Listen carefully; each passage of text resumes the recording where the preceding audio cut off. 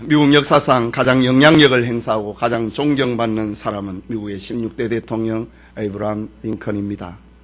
그는 취임식에서 시민들에게 이런 기도를 부탁했습니다. 지금 저는 워싱턴 대통령 이래 그 어떤 역대 대통령이 겪었던 어려움보다 더 큰 어려움에 직면해 있습니다. 전임 대통령들이 항상 의지했던 하나님의 은혜가 아니면은 저는 결코 성취할 수 없다고 생각합니다. 이제 전능하신 하나님의 도움을 받아 그분을 의지합니다. 저를 위해 기도해 주십시오. 그리고 다 함께 성취를 위해 기도합시다. 그러면 반드시 이루어질 것입니다. 이것이 링컨 대통령의 취임 기도문입니다. 링컨은 남북전쟁이 한창이던 1863년 11월 19일에 남북전쟁의 전환점이 된 게티스버그 국립묘지 봉헌식에 그는 참석을 합니다. 그는 짧은 연설을 합니다. 우리는 지금 거대한 내전에 휩싸여 있고 그 짧은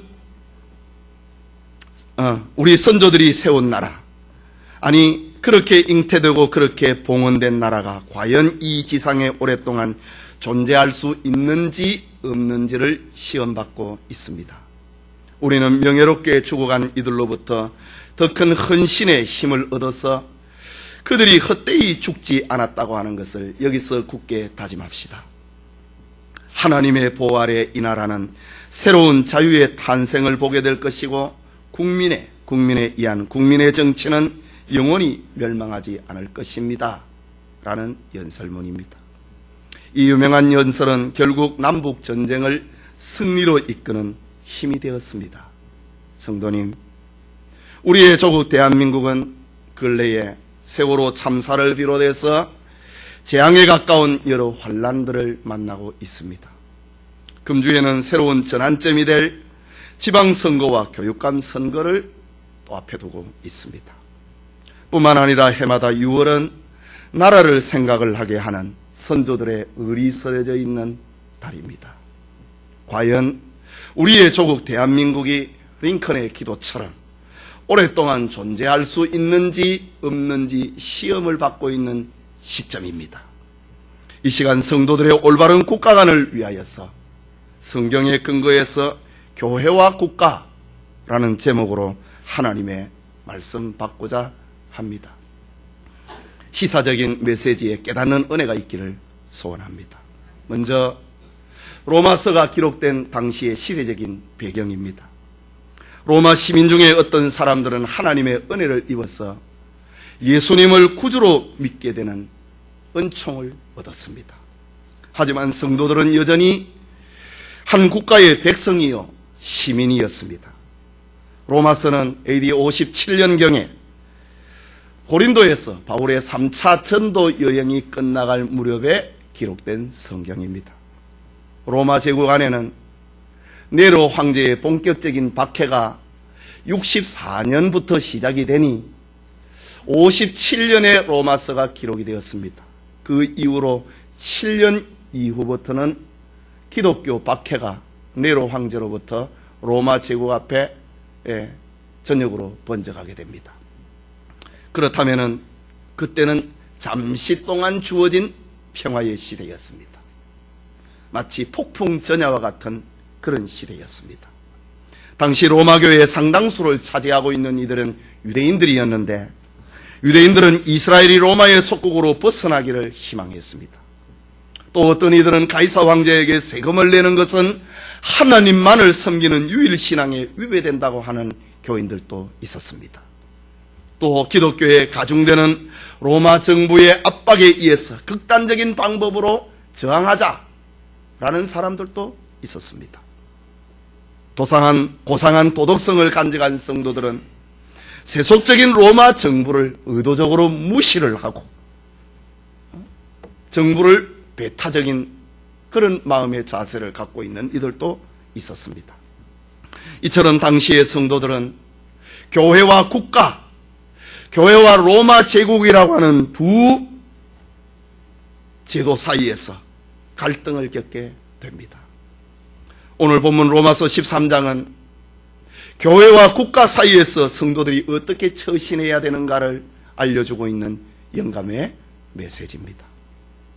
결론부터 말하자면 하나님이 국가의 권력자를 세운 목적은 선을 권장을 하고 악을 처벌하기 위하고 악을 제어하기 위함입니다.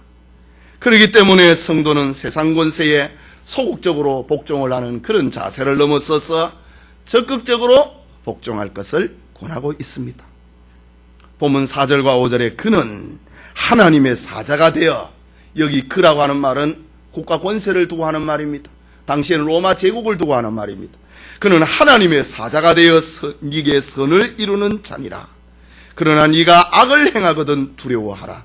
그가 공연히 칼을 가지지 아니하였나니 곧 하나님의 사자가 되어 악을 행하는 자에게 진노하심을 위하여 보응하는 자니라. 국가가 하나님의 사자가 되어서 악을 행하는 자에게 보응하는 자라고 합니다. 그러므로 굴복하지 않을 수 없으니 노를 인하여 할 것이 아니요 또한 양심을 인하여 할 것이니라 라고 했습니다. 그렇다고 로마 교인들을 향한 바울의 권면이 국가 권세에 무조건적이고 무비판적으로 복종하라고 하는 그런 말은 아닙니다. 만약 국가 권세가 타락을 하고 사탄의 도구가 되어버리고 하나님의 뜻에 위배될 때는 성도의 양심을 지켜야 됩니다. 신앙 양심을 지켜야 됩니다. 당연히 성도는 하나님의 법을 따라야 됩니다. 바벨론 왕 느부갓네살은 두라 평지에 금신상을 세워놓고 온 제국 안에 있는 백성들에게 그 신상 앞에 절하라고 했습니다. 그때의 총리였던 다니엘은 하나님의 법을 따랐습니다. 로마 제국의 잠시 후에 등장할 황제 숭배가 강요가 되었습니다. 이때의 성도들은 순교적인 각오로 하나님의 법을 따랐습니다. 하나님의 법과 국가의 법이 서로 충돌을 하지 아니할 때는 하나님의 법을 따라라 라는 것입니다. 일제의 강점기에 일본은 우리 조상들에게 신사참배를 강요했습니다. 이때의 참 성도들은 순교를 각오하고 하나님의 계명을 지켰던 것입니다. 그러나 오늘 본서가 기록이 될 당시를 생각을 해야 됩니다. 로마서가 기록이 될 당시와 같이 그때는 평화시대입니다. 국가가 보편적인 상황 속에 놓여 있습니다. 이때에는 성도는 나라를 위하여서 자신의 의무를 다하고 국가 권세에 복종할 것을 말합니다. 이유는 그리스도인은 되었다고 해서 세상 밖에서 살아가는 것이 아니라 국가의 제도 속에서 살아가고 있기 때문입니다. 훌륭한 국민의 모습을 갖추고 있는 성도는 교회 안에서만 아니라 교회 밖에서도 나타나야 되는 것입니다. 교회 밖에서도 하나님의 말씀을 전할 수 있는 본이 되어야 되는 것이 참 성도의 모습입니다. 그러므로 국가 권세에 대해서 무조건적인 복종과 맹목적인 적대감을 갖는 것은 둘 다 옳지 않는 것입니다. 오늘날 성도 중에는 세상 밖에서 살아가는 것도 아니면서 정부에 대한 이야기만 나오면은 대립의 각을 세우는 이들이 있습니다. 그런가 하면은 맹목적으로 국가를 변호하려고 하는 그런 사람도 있습니다. 이미 말씀드린 것처럼 둘 다 옳은 자세가 아닙니다. 성도는 교회와 국가에 대한 분명한 가치관, 분명한 기준을 가지고 살아야 되는 것입니다. 그렇다면 국가와 교회와의 관계는 어떠해야 되는가? 기독교 2000년 역사 가운데서 교회와 국가라고 하는 이 두 제도 사이에 나타난 형태는 크게 5가지 제도가 5가지의 견해가 2000년 역사 속에 나타납니다. 하나는 교회가 국가를 지배해야 된다고 하는 견해입니다. 이것은 로마 카톨릭의 중대한 신학입니다. 저들은 국가 위에 교회라고 하는 신학을 가지고 있습니다. 지금도 그렇습니다. 그래서 로마의 교황청 바티칸은 전 세계 정부와 관계를 하는 것입니다. 여러 종교회의에서 그리고 역대 교황들의 칙령에서 교회는 국가를 지배해야 된다, 이런 사상을 지금도 가지고 있습니다. 그래서 유명한 신학자 하지는 로마 카톨릭의 이런 사상에 대해서 비판을 하기를, 로마 교회 교리에 의하면은 국가는 교회의 한 부분에 불과하다. 큰 교회 안에 여러 기관들이 있듯이 국가는 교회의 한 기관, 교회의 한 부서다. 그렇게 로마 카톨릭은 지금도 그래 생각하고 있습니다. 그러나 교회가 국가를 지배를 할 때에 교회는 세속 권력을 소유하게 됩니다.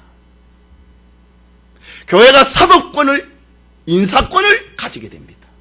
교회가 국가를 지배를 할 때 말입니다. 그러면 교회는 부패하고 맙니다. 이것은 중세 천년의 역사를 통해서 우리에게 알려주고 있는 잘못된 교훈입니다. 교회가 국가를 지배해서는 안 되는 것입니다. 천국에 가면 온 세상이 교회뿐입니다. 그러나 이 세상은 그렇지 않습니다. 2000년 역사 가운데 나타난 또 하나의 견해는 국가가 교회를 지배해야 된다고 하는 견해입니다. 이것은 16세기에 에라스투스주의라고 하는데, 교회는 국가의 한 면이다 라는 로마 천주교와 정반대의 경우입니다. 로마 카톨릭은 교회 속에 국가라고 하는 한 부서가 있다라는 것인 반면에 국가가 교회를 지배해야 된다고 하는 에라스투스주의라고 하는 역사상에 나타난 사상은 국가 가운데 교회라고 하는 한 부서가 있다라고 합니다. 그래서 국가는 교회를 위하여서 지원을 하고, 교회의 직원을 국가가 임명을 하고, 교회의 법을 국가가 정하여 주고, 교회의 행정을 국가가 감독을 한다고 하는 것입니다. 영국의 헨리 8세는 왕권 신수설을 주장을 하고 국가가 교회를 지배했습니다. 지금도 독일에는 루터교회를, 국가가 교회를 지배합니다. 영국 국교회 역시 마찬가지입니다. 국가가 교회를 지배한다. 이건 역시 잘못된 것입니다. 역사상에 나타난 또 하나의 견해는 국가와 교회가 서로 대립관계에 있다고 하는, 만날 수 없는 관계에 있다고 하는 사상입니다. 16세기가 지나고 17세기, 18세기 때에 등장을 한 국가관이고 교회관에 대한 사상인데, 제침례주의자들과 거기에 동조하는 사람들이 거기에 가담을 합니다. 교회와 국가는 서로 배치된다, 서로 만날 수 없다, 서로 충돌한다, 서로 부정한다, 서로 파괴하려고 하는 경향을 가지고 있다는 것입니다. 그래서 전쟁터에 나가는 국가의 의무에 우리는 동조할 수 없다. 정부의 충성맹세를 우리는 할 수 없고, 정부의 공무원이 되어서 기독신자들은 살아서는 안 된다. 그런 주장을 펼쳤습니다. 오늘날 국민의 의무를 이행하지 않거나 병력의 의무를 이행하지 않는 경우가 바로 이런 경우라 할 수 있습니다. 잘못된 견해입니다. 또 하나는 자유주의 신학의 입장을 가지고 있는 견해입니다. 이들은 교회가 사회와 정치면에서 깊은 관계를 가져야 된다고 하는, 깊은 관심을 나타내는 것을 사명으로 여기는 것입니다. 그래서 교회가 윤리혁신을 하고 사회개조운동을 하는 단체로 생각을 하는 것입니다. 자유주의 신학의 영향을 받은 이들이 그렇지요. 오늘날 저 수유리에 있는 한신대학이 주로 이런 노선을 걷고 있습니다. 이들은 국가를 향하여서 교회의 입장을 언제나 투쟁적이고 언제나 대립관계를 가지는 이들을 두고 하는 말입니다.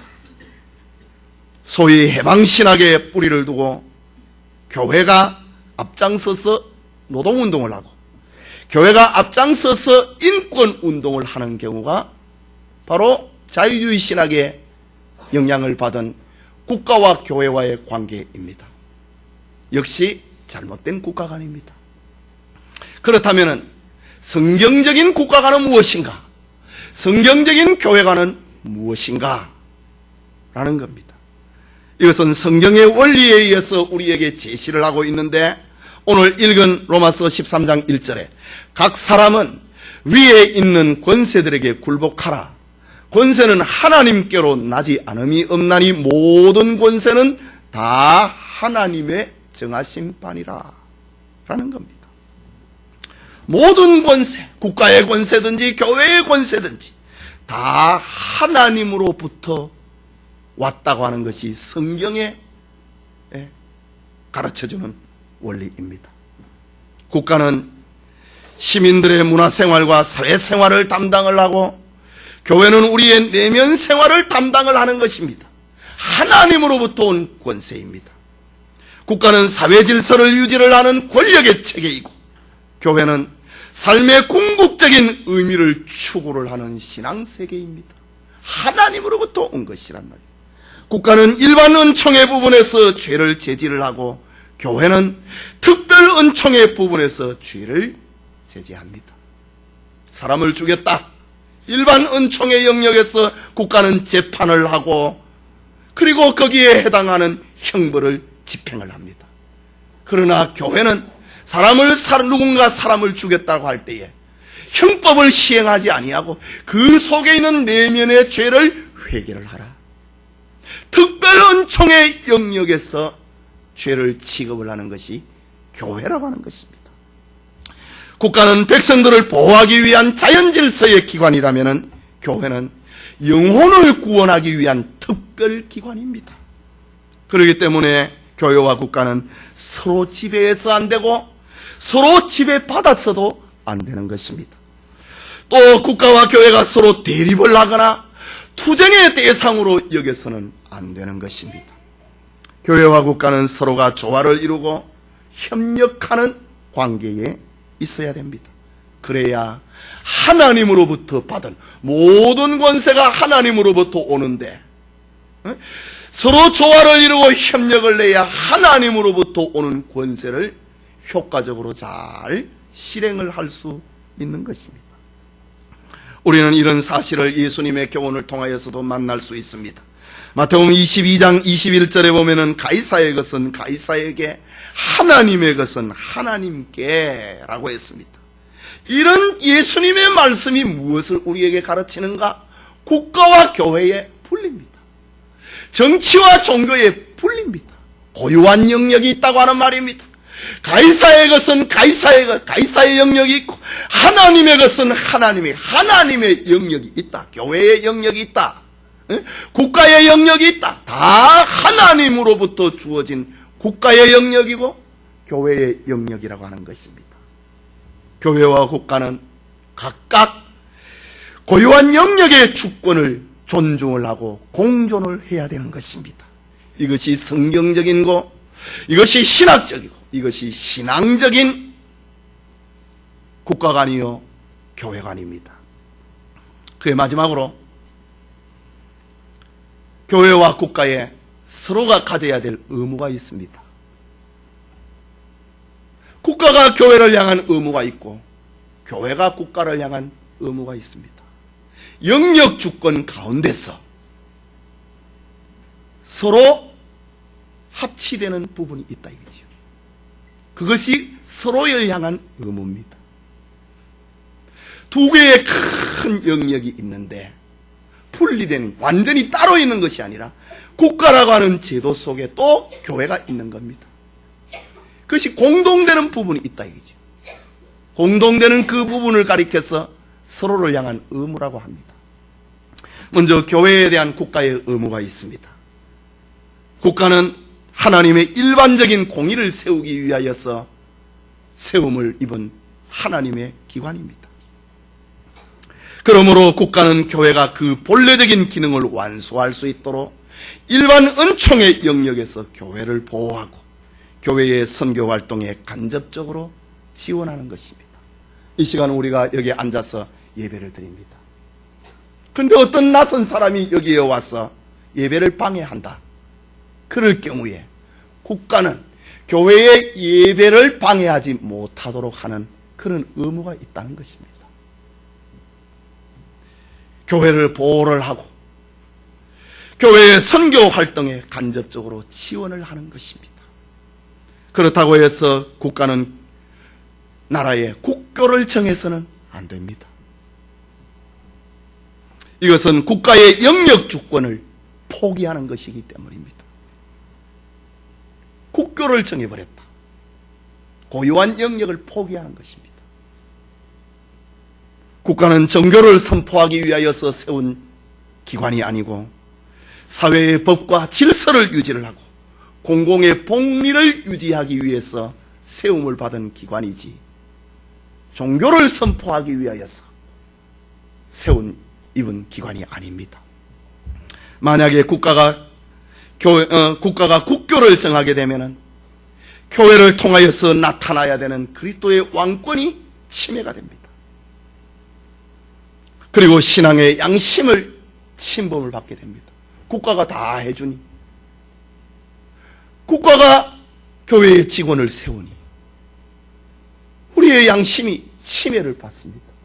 만약에 우리 교회에 안수집사를 세운다, 장로를 세운다, 권사를 세운다 라고 할 때에 구청에서 와서 이 사람을 세우십시오, 이럴 때에 우리가 가만히 있을 수 있겠습니까? 용납할 수 없습니다. 그것은 교회의 영역을 침범을 하는 것입니다. 국가 교회가 된다, 국교가 된다, 이것은 국가에서 교회의 행정, 교회의 여러 제도를 다 간섭을 하는 것을 두고 하는 말입니다. 그렇게 되면은 교회는 타락합니다. 정치와 종교는 분리되어야 되는 것입니다. 또한 국가는 교회에 대해서 배타적인 자세를 가져서는 안 됩니다. 좀 이상하다, 그래서는 안 됩니다. 국가는 신령한 일이 아니라 세속적인 일에 대해서 교회에 관계할 권리만을 갖는 것입니다. 부흥회를 한다, 성경 암송을 한다, 새벽 기도회를 한다, 국가가 관여할 일이 아닌 것입니다. 국가는 교회의 신령한 일에 관계하는 것이 아니라 세속적인 일에 관계를 합니다. 재산과 건물에 관계되는 겁니다. 그리고 보호권을 행사를 하는 것입니다. 신앙의 자유에서 발생을 하고 있는 인권 침해를, 또 집회와 결사의 자유 등을 방해를 받을 때에 국가는 그 고유한 권한을 발동을 해서 교회를 보호해야 될 의무가 있는 것입니다. 뿐만 아니라 국가는 양심의 자유, 곧 종교의 자유는 모든 사람들에게 보장해야 됩니다. 종교 자유가 비록 기독교 신앙과 일치하지 않는다 할지라도 국가는 정책상으로 모든 사람들에게 완전한 종교 자유와 행동을 보장해야 됩니다. 그러면서도 국가는 종교가 반사회적이거나 공익을 해칠 때에, 공익을 저해를 할 때에, 사회 질서를 파괴를 할 때에는 제지하는 권리도 동시에 갖는 것입니다. 오늘날 우리가 TV나 신문을 통해서 문제가 되고 있는 구원파에 대한 이야기를 자주 듣습니다. 그들이 가지고 있는 고유한 교리, 신앙, 그거는 자유다이죠. 그러나 온 사회가 이슈가 되고 있는 교주를 그 구원파에서 보호를 하고 피신을 시키는 것, 그건 반사회적인 겁니다. 질서를 파괴하는 겁니다. 그래서 당연히 국가의 제재를 받아야 됩니다. 그것은 절대로 종교 박해가 아닙니다. 종교 탄압이 아닙니다. 종교 탄압이라고 하는 것은 내가 가지고 있는 신앙, 내 양심에 반할 때에 그것을 종교 탄압이라고 하는 것이지, 사회 질서를 문란을 시키고 사회의 공익을 파괴를 하고 무너뜨리려고 할 때에 국가가 공권력을 동원을 하는 것은 절대로 종교 탄압이 아니다. 우린 그것을 이해를 해야 됩니다. 또 하나는 국가에 대한 교회의 의무가 있습니다. 교회는 국가의 일반 행정에 간섭을 하거나 명령하지 않는 것을 제1의 원리입니다. 국가가 우리 교회의 행정에 대해서 간섭하지 않는 것처럼 교회 역시 국가의 일반 행정과 제도에 대해서는 명령을 하거나 간섭을 하지 않아야 됩니다. 그것은 하나님이 국가에 주신 일반 은총의 영역을 침범을 하고 있는 것이기 때문입니다. 우리 개혁교회가 따르고 있는 웨스트민스터 신앙고백서, 목사가 임직을 받고 장로, 집사, 권사가 임직을 받을 때에 서약을 합니다. 우리는 전통적 웨스트민스터 신앙고백서 및 대소요리 문답을 우리의 신조로 한다 고백을 합니다. 그 고백서 안에 신앙고백서 31장 4항에 공위에는 교회는 이 말입니다. 교회의 일 외에는 아무 일도 주관하거나 판단할 것이 없느니라. 나라에 상관되는 정사는 간섭할 바가 아닌데 혹 특별한 일을 만나면 그 나라의 통치자에게 겸손히 품하여 상의하든지 혹 나라의 통치자가 양심에 관계되는 일을 물으면 공의회가 가히 충고할지니라. 이것이 교회가 가지고 있는 국가와의 서로 충돌이 될 때의 일입니다. 관계하지 아니한다. 그러나 혹 어떤 일이 있었을 때에 겸손하게 품위한다. 그리고 아니면은 가만히 있는다. 정치 문제입니다.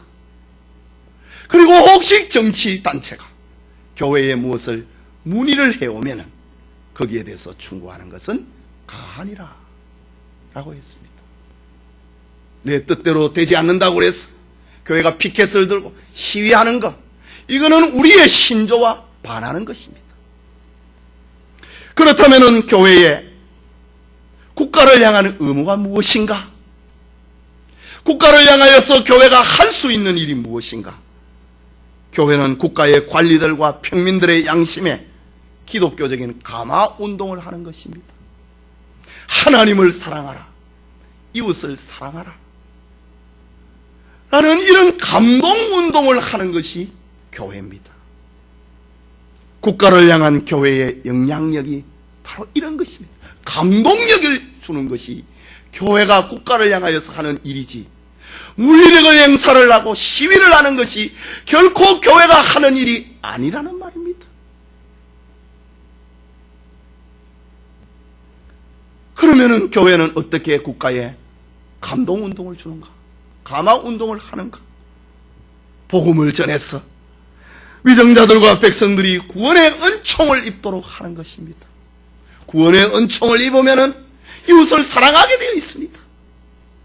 이것이 교회가 국가를 향한 할 수 있는 감동력입니다. 뿐만 아니라 교회는 학교를 세웁니다. 교육단체를 세웁니다.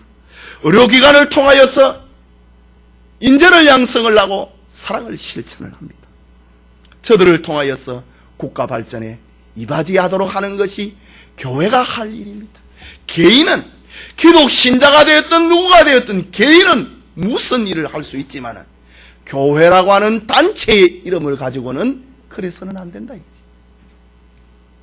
교회가 할 수 있는 일은 기독교 교육자를 양성을 하고, 기독교 정치가를 양성을 하고, 기독교 과학자, 기독교 의사, 기독교 경제 실업인들을 양성을 해서 사회활동과 국민생활에 영향을 미치는 것, 그것이 교회가 할 일이지, 무슨 인권운동의 단체처럼 사회운동을 하는 단체처럼 되어서는 안 되는 것입니다.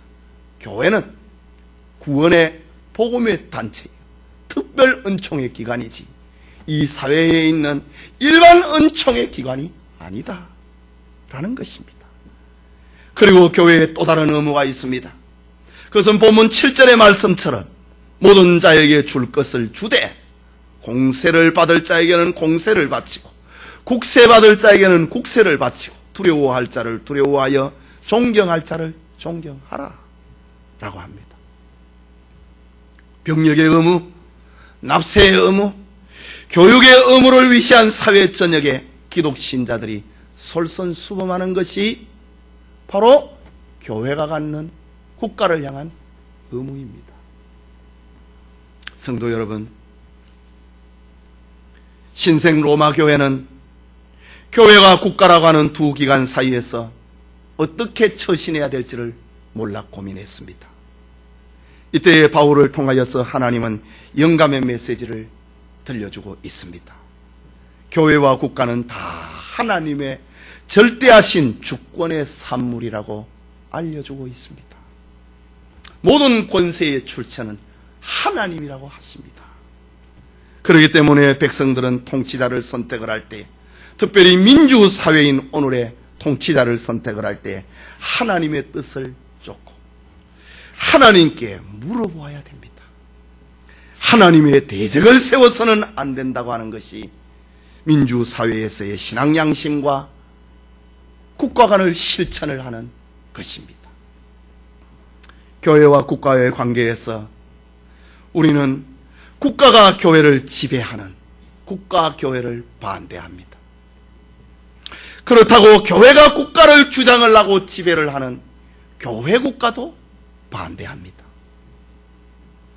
또한 국가와 교회가 서로 대립관계에 있다고 하는, 만날 수 없다고 하는 이런 배타적인 사상도 배격합니다. 그리고 국가 조직을 투쟁의 대상으로 생각을 하는 것도 역시 반대합니다. 성경적인 원리는 교회와 국가는 하나님이 허락하신 고유한 영역 주권을 인정을 하고 공존을 하는 것입니다. 성도님, 하나님께서는 인류가 범죄하고 난 다음에 이 역사 세계에 두 개의 기관을 허락하셨습니다. 교회와 국가라고 하는 기관을 인류가 범죄하고 난 다음에 허락하신 하나님의 기관입니다. 이것은 다 죄로 말미암아 야기된 무질서의 세계를 바로 세우게 만드시는 하나님의 주신 기관입니다. 국가는 일반 영역의 죄를 다스리고 나라의 평안과 질서와 공공의 복리를 증진하도록 하게 하신 하나님이 세운 기관입니다. 교회는 특별 은총의 영역에서 죄를 다스리고 사죄와 구원과 영생의 문제, 그리고 세상의 소원과 빛이 되라고 하는 것이 하나님이 교회에 허락하신 기관입니다. 사명입니다. 다 인류가 범죄하고 난 다음에 죄의 문제를 해결하기 위해서 하나님이 세우신 기관이라는 말입니다. 국가는 일반적인 죄 문제를 처리를 하는 것이고, 교회는 특별 은총의 영역에서 그 죄를 하나님 앞에 용서받도록 만드는 기관이 바로 교회라고 하는 것입니다. 2000년 교회의 역사를 볼 때에 이러한 성경의 원리를 무시를 하고 교회가 국가를 지배했다든가 국가가 교회를 지배했다든가 서로의 영역을 침범을 할 때는 언제나 서로가 불행해지는 굴곡의 역사를 2000년 동안 우리에게 알려주고 있습니다. 영역의 주권을 인정을 한다. 서로 배타적이거나 서로 배경을 하거나 투쟁의 대상으로 여기서는 안 된다 라는 것입니다. 우리 성도들이 교회와 국가에 대한 바른 가치관을 가지고 성숙한 그리스도인으로 살아가는 은혜가 있기를 소원합니다. 우리 지방 선거도 앞에 두고 참 나라가 어지러운 이런 시절에 거리를 다니면은 교회의 이름으로 데모하는 데가 있습니다. 시민들이, 교인들이 시험을 받습니다. 내가 저기에 가담을 해야 되는가? 안 그러면은 가담을 하지 않으면 나는 비겁한 사람이 되는가? 이런 갈등을 겪을 수 있다 이 말입니다. 개인적으로는 할 수가 있습니다. 개인적으로 자기 의사표현을 피켓을 들고 할 수 있습니다. 그러나 교회가 피켓을 들고 교회의 이름으로 시위를 하는 것은 그것은 비성경적인 것이다. 교회는 사람들을 감동감화시켜서 그들로 하여금 이웃을 사랑하고 하나님을 사랑하도록 만들게 하는 것이 교회가 가지고 있는 사명이다. 투쟁의 대상이 아니다. 서로 지배해서는 안 된다. 만날 수 없는 관계다고 하는 이런 사상도 잘못인 것입니다. 영역의 주권을 인정을 하면서 서로를 존중을 하고 공존해야 되는 것이 하나님이 우리에게 준 바른 국가관이요, 바른 교회관이다. 다 죄 문제 때문에 하나님이 세우신 두 기관이다. 말씀을 생각하고 바른 교회관, 국가관을 가지고 이 땅에 있는 교회들이 정말 맑은 정신을 가지면 좋겠습니다. 교회들이 정말 이런 본연의 직무를 감당을 할 수 있기를 위해서, 이 나라를 위해서, 이 땅의 교회들을 위해서 함께 기도합시다.